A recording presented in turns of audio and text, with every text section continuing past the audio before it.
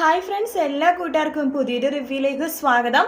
അങ്ങനെ നാളത്തെ episode review ആയിട്ട് പറയാൻ പോണത്. അങ്ങനെ നമ്മുടെ അശ്വിൻ്റെ അടുത്ത് പറയാണ് നമ്മുടെ അഞ്ജലി, ഇന്ന് ശ്രുതി വരില്ല, അവളിന്ന് ലീവാണ് എന്ന് പറയുമ്പോൾ അശ്വിൻ പെട്ടെന്ന് പൊട്ടിത്തെറിക്കുകയാണ്. ലീവോ?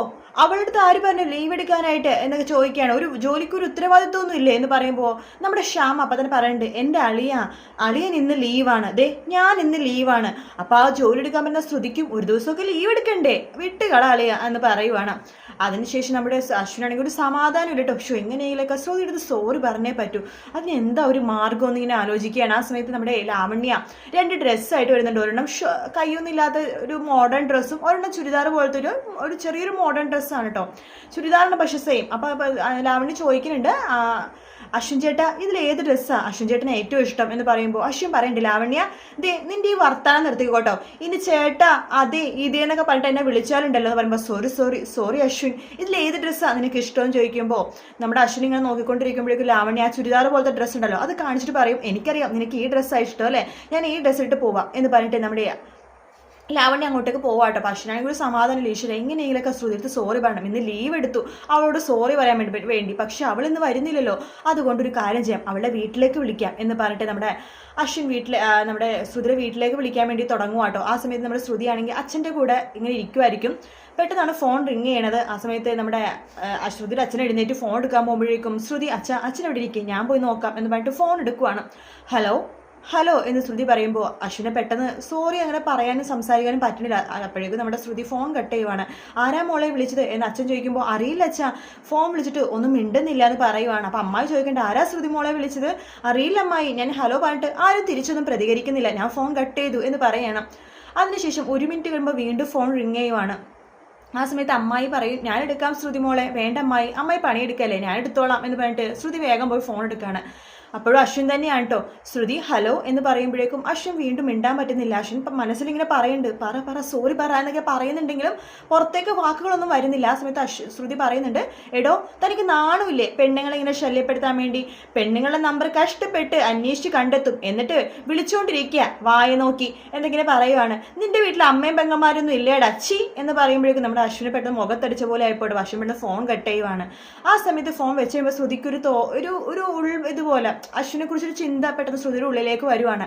ആ സമയം ശ്യാം അങ്ങോട്ടേക്ക് വരുന്നുണ്ട്. ആ സമയത്ത് ശ്യാമിനോട് ചോദിക്കുന്നുണ്ട്, നമ്മുടെ എന്താണ് ശ്രുതിയുടെ അച്ഛൻ ചോദിക്കേണ്ടത് ഇന്നെന്താ പണിയില്ലേന്ന് ചോദിക്കുമ്പോൾ ഇല്ല ഇന്ന് പണി നേരത്തെ കഴിഞ്ഞു എന്ന് പറയണത്, ഒരുപാട് പണി ഉണ്ടായിരുന്നു. അപ്പോൾ ഇന്നലെ രാത്രി എന്താ വരാത്തെന്ന് ചോദിക്കുമ്പോഴേക്കും ശ്യാം പറയേണ്ടത് അത് ഒരുപാട് പണി ഉണ്ടായിരുന്നു വെച്ചാൽ അതുകൊണ്ടാന്ന് പറയുമ്പോൾ ശ്രുതിയുടെ അച്ഛൻ ചോദിക്കണ്ടേ, അല്ല മോനെ നീ വക്കീലല്ലേ, വക്കീലന്മാർക്ക് രാവിലെയല്ലേ ഡ്യൂട്ടി, രാത്രി കോടതിയൊന്നും ഇല്ലല്ലോ എന്ന് പറയുമ്പോൾ ശ്യാമിനെ പെട്ടെന്ന് വല്ലാത്ത പോലെ ആവാട്ടോ. അത് അച്ഛാ കോടതിയിൽ മാത്രമല്ലല്ലോ ഡ്യൂട്ടി ഉള്ളത്, നമ്മുടെ ഓഫീസിലും ഡ്യൂട്ടി വർക്കുകളും കാര്യങ്ങളും, അതുപോലെ തന്നെ നാളെ കോടതി പറയേണ്ട കുറച്ച് പോയിന്റ്സും കാര്യങ്ങളും എഴുതി വെക്കലൊക്കെ ഇല്ലേ, ഓ അങ്ങനെ എന്തെങ്കിലും പറയാൻ നേരത്തെ നമ്മുടെ തങ്കച്ചേട്ട വരുവാണ്. അല്ല ശ്യാം സാർ ഇന്ന് ഓഫീസിൽ പോയില്ലേ, ഞാൻ ഓഫീസിൽ വന്നിരുന്ന ഒരു ക്ലയന്റ് ആയിട്ട്, സാറിന്ന് ലീവാണെന്ന് പറഞ്ഞല്ലോ ഗുമസ്തൻ എന്ന് പറയുമ്പോഴേക്കും നമ്മുടെ ശ്യാം ആകെ വെളുത്തു പോകുവാട്ടോ. ആ സമയത്ത് ശ്രുതി അച്ഛനെ കാര്യം ഏകദേശം മനസ്സിലാക്കി. ശ്രുതിയുടെ അച്ഛനെ നോക്കുമ്പോൾ ശ്യാം പറയുന്നുണ്ട്, ചേട്ടാ നമ്മുടെ തങ്കച്ചേട്ടനെ പറഞ്ഞ ചേട്ടാ നമുക്ക് പിന്നീട് സംസാരിക്കാമെന്ന് പറഞ്ഞിട്ട് തങ്കച്ചേട്ടൻ അവിടെ നിന്ന് നൈസായിട്ട് പറഞ്ഞു വിടുവാട്ടോ. ശ്രുതിയുടെ അച്ഛനാണെങ്കിൽ എങ്ങനെയെങ്കിലും ആ നമ്പറിലേക്ക് വിളിച്ചേ പറ്റൂ എന്ന് പറഞ്ഞിട്ട് മനസ്സിൽ ഇങ്ങനെ വിചാരിച്ചിരിക്കുകയാണ്.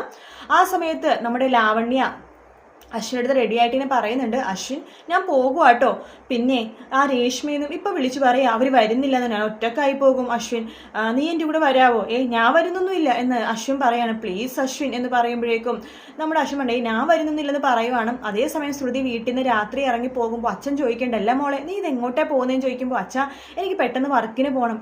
ഈ രാത്രിയോ, അതേ അച്ഛാ ഇന്ന് രാവിലെ ഞാൻ ലീവായിരുന്നില്ല, ലാവണ്യ മേഡത്തിന് ഒരു സഹായം, അതുകൊണ്ട് ഞാൻ പോകുക, അവർ വണ്ടി അയച്ചിട്ടുണ്ട്, പെട്ടെന്ന് പോയിട്ട് വരാച്ചാ. ശരി മോളെ എന്ന് നമ്മുടെ അച്ഛൻ പറയുന്നുണ്ട്. അങ്ങനെ ശ്രുതി പെട്ടെന്ന് തന്നെ നമ്മുടെ അശ്വിൻ്റെ വീട്ടിലേക്ക് പോവാട്ടോ.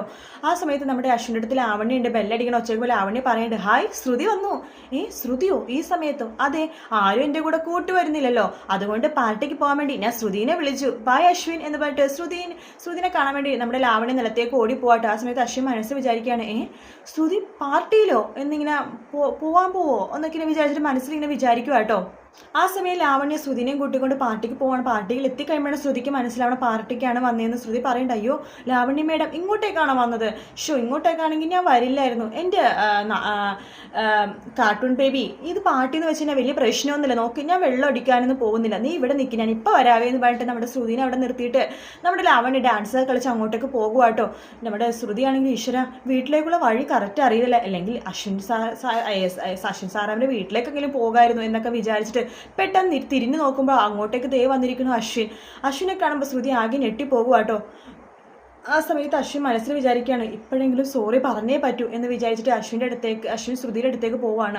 അതിനുശേഷം നമ്മുടെ ശ്രുതിയുടെ അടുത്തേക്ക് പോകുമ്പോൾ തന്നെ ശ്രുതി വിചാരിക്കും അശ്വിൻ വഴക്ക് പറയാൻ വേണ്ടി വന്നതെന്ന് വിചാരിക്കില്ല. അവിടെയും കൂട്ടി പാർട്ടിക്ക് വന്നതിനെ വഴക്ക് പറയാൻ വേണ്ടി വന്നതെന്ന് വെച്ചിട്ട് പെട്ടെന്ന് തന്നെ അശ്വിൻ പറഞ്ഞ മുമ്പ് തന്നെ ശ്രുതി പറയുന്നുണ്ട്, ദേ എന്നെ വഴക്ക് പറയാൻ നിൽക്കൊന്നും വേണ്ട എന്നിങ്ങനെ പറയുകയാണെങ്കിൽ അതേ ഞാൻ നിങ്ങളുടെ കാര്യത്തിൽ ഇടപെടാൻ പോകണില്ല, നിങ്ങൾക്ക് കുറച്ചൊരു മാനേഴ്സ് ഇല്ലേ, എവിടെ എപ്പോഴും എൻ്റെ പുറകെ വന്ന് വഴക്ക് പറയണം, നിങ്ങൾ എന്താണെന്നൊക്കെ ചോദിക്കുക കേട്ടോ. പെട്ടെന്ന് അശ്വിന് ദേഷ്യം വരുവാണ്.